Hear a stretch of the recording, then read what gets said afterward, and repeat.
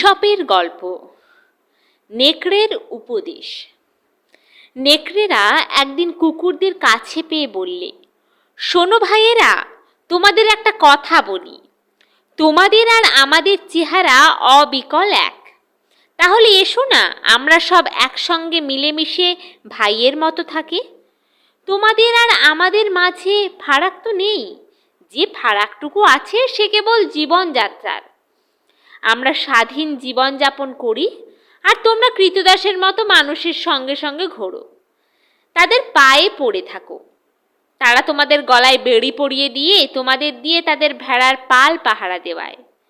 তাদের খাওয়ার শেষে মাংসের যে হাড় গোড়গুলো পড়ে থাকে সেগুলো তাচ্ছিল্য ভরে তোমাদের দিকে ছুঁড়ে দেয়।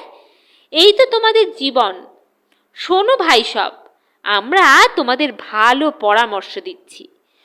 তোমাদের পাহারায় যে ভেড়াগুলো আছে সেগুলি আমাদের হাতে ছেড়ে দাও। তারপর এসো, আমরা দু দলে ওগুলো নিশ্চিন্তে খুব মজা করে খাই।